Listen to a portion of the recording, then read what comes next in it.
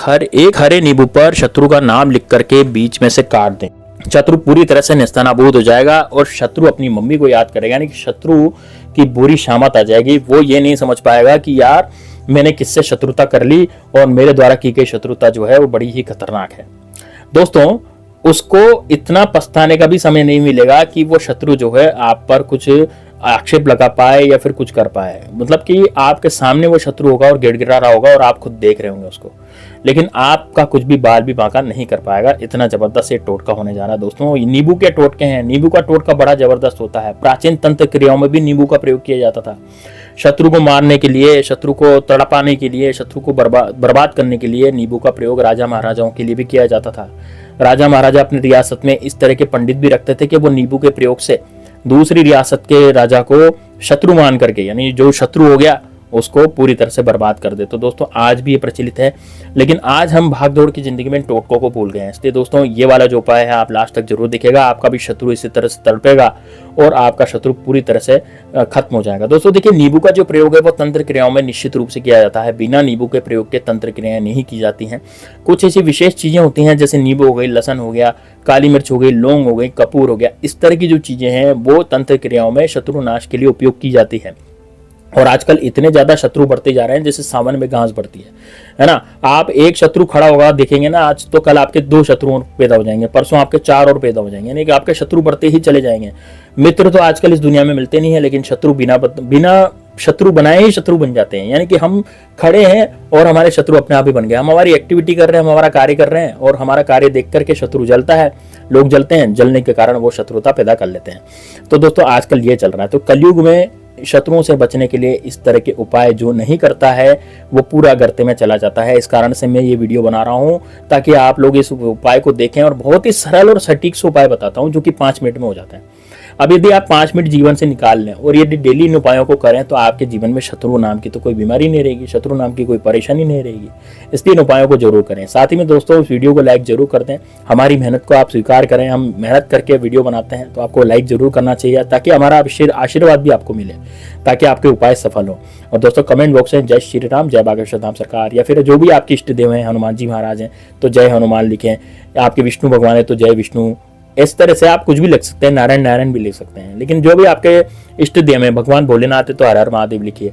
इस तरह से लिखिए ताकि आपके भी अंदर एक पॉजिटिविटी आएगी। आप भी कोई उपाय करेंगे तो निश्चित रूप से उसका फल आपको मिलेगा, आपके शत्रु का नाश होगा। चलिए, अब आपके इस उपाय को कैसे करना है। दोस्तों देखिए, नींबू जो होता है, नींबू 2 तरह के होते हैं। अब ये नींबू कौन सा लेना है, तो नींबू आपको हरे कलर का नींबू लेना है। उस हरे कलर के नींबू पर आपको अपने शत्रु का नाम लिख देना है। अब देखिए दोस्तों, शत्रु का नाम लिखने के लिए आपको बहुत सारी सामग्री इसमें चाहिएगी। एक सामग्री इसमें चाहिएगी आपको कामिया सिंदूर, ठीक है। एक सामग्री चाहिएगी सरसों का तेल। एक आपको चाहिएगा, थोड़ा थोड़ा सा चाहिएगा, ज्यादा नहीं चाहिएगा। कामिया सिंदूर कौन सा होता है, जो केसरी रंग का सिंदूर आता है, जो हनुमान जी महाराज को जो चोला चढ़ाया जाता है। सिंदूर 2 तरह के होते हैं, एक लाल सिंदूर, एक कामिया सिंदूर। केसरिया रंग का जो सिंदूर जिसका चूल्हा हनुमान जी को चढ़ाया जाता है, उसको आप सरसों के तेल में मिला लें, ठीक है। सरसों के तेल में गीला कर लें तो थोड़ा गीला हो जाएगा वो।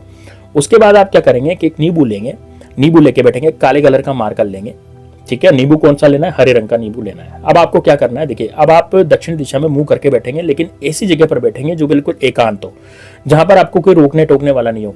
ऐसा व्यक्ति नहीं हो जो आपको रोक रहा हो या टोक रहा हो उस समय कि भाई ये क्या कर रहे हो, क्या नहीं कर रहे हो। कब, जब आप उपाय कर रहे हो उस समय कोई नहीं टोकना चाहिए। तो अब या तो आप बेहतर होगा कि आप अपने घर का जो अपने जो कमरा है, जो कमरा या रूम जिसमें भी आप रहते हैं, तो या तो उस कक्ष का जो है आप बाहर से सांकल लगा लें, है ना, या फिर आप क्या करें, छत पे जाकर के इस प्रयोग को करें, लेकिन एकांत में आपको बैठना है। दक्षिण दिशा में आपका मुंह होना चाहिए और दक्षिण दिशा में मुंह करके आपको बैठ जाना है। अब आप क्या करेंगे, नींबू के ऊपर नींबू लेंगे हाथ में और नींबू के ऊपर अपने शत्रु का नाम लिखेंगे। देखिए, मान लीजिए जी मेरे शत्रु का नाम अजय सिंह है, तो मैं क्या लिखूंगा नींबू पे, अजय, वो भी काले कलर के मार्कर से, ठीक है। और यदि आपके शत्रु का नाम आपको नहीं पता, आपके गुप्त शत्रु हैं, तो दोस्तों देखिए, गुप्त शत्रु वो होता है जो सामने से वार नहीं करते, जो पीठ पीछे वार करते हैं, जो सामने से धमकी नहीं देते, जो पीठ पीछे हमारी बुराई करते हैं, पीठ पीछे हम पर तांत्रिक द्वारा कुछ भी करवा देते हैं। और ये छोटा मोटा नहीं करवाते, ये बहुत बड़ा करवाते हैं। आपको खटले पटक देंगे, बीमार कर देंगे, आपको गरीब कर देंगे, आपका धन रोक देंगे, मतलब कई तरह की चीजें होती हैं, है ना। धन कैसे रोकेंगे, आपका धन हॉस्पिटल में लग जाएगा, मतलब ये बीमार पटक देंगे, है ना, या फिर आपके घर में गृह कलेश, लड़ाई झगड़े करवा देंगे। तो दोस्तों, जिस घर में लड़ाई झगड़े होते हैं उस घर में लक्ष्मी जी नहीं टिकती। तो आपको विशेष ध्यान रखना है नींबू पर यदि आपके गुप्त शत्रु हैं और आपको नहीं पता कि आप पर क्या करा है, कौन करवा रहा है, तो आप केवल वहां पर शत्रु लिख दें, वो भी काले कलर के मार्कर से। अब आप क्या करेंगे, जो कामिया कलर का सिंदूर जो आपने सरसों के तेल में घोला था, उस सिंदूर से, है ना, उस सिंदूर को आप उंगली में लेंगे और उंगली में लेकर के उस सिंदूर को उस नींबू के चारों तरफ लपेट देंगे। क्या करेंगे, उस नींबू के चारों तरफ उस सिंदूर को लपेट देंगे, यानी जो सिंदूर उस नींबू के ऊपर पूरी तरह से लपेट जाना चाहिए। पहले आपने शत्रु का नाम या शत्रु लिखा और आपने अब नींबू पर वो पूरा का पूरा सिंदूर यानी सरसों के तेल वाला जो सिंदूर है वो पूरी तरह से लपेट दिया।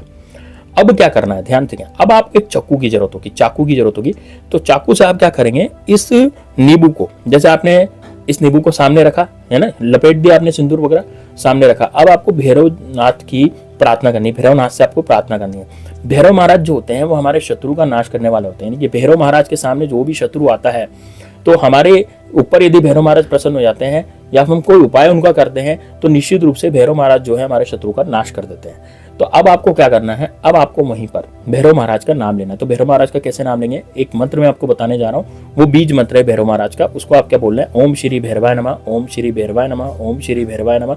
ऐसा आपको 9 बार बोलना है ना। कितने बार बोलेंगे, 9 बार। तो 9 बार आप बोलेंगे नींबू को सामने रख करके, ओम श्री भैरवाय नमः, हाथ जोड़ करके। अब हाथ जोड़ करके आपको एक विनती और करनी है। ओम श्री भैरवाय नमः आपने 9 बार बोल लिया, उसके बाद आपको एक विनती करनी है कि हे भैरव महाराज, मेरे जितने भी शत्रु हैं, मेरे जितने भी जो मुझे नष्ट करना चाहते हैं या मुझे मेरी तरक्की नहीं चाहते, मेरे जीवन में बिना वजह पड़े हुए हैं, मैं उनसे कोई मतलब नहीं रखना चाहता हूँ, तो उनको मुझसे दूर कीजिए या फिर आप उनको दंडित करिए। इस तरह का आपको वहां पर मनोकामना अपनी बोलनी है हाथ जोड़ करके, ठीक है। और आंखें बंद करके अपने शत्रु का ध्यान करना है, जो भी शत्रु आपका है। मान लीजिए आपका शत्रु का नाम पता है या उसका आप चेहरा जानते हैं, तो उसका चेहरा आपकी आंखों के सामने आ जाना चाहिए। 15-20 सेकंड करना है बस।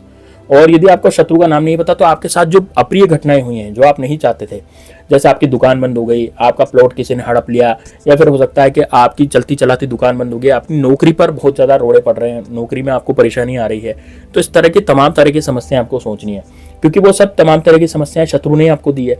इस कारण से आप ये सोच लें, और सोचने के बाद अब आप आंखें बंद करके बैठ जाए। आंखें बंद करके बैठने के बाद अब आपको ये सब सोचना है।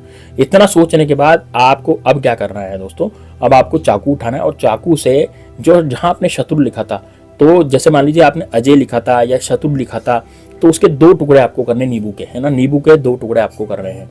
तो बीच में से करने हैं, जैसे शत्रु लिखा था ना, तो श अलग हो जाए, त्रु अलग हो जाए।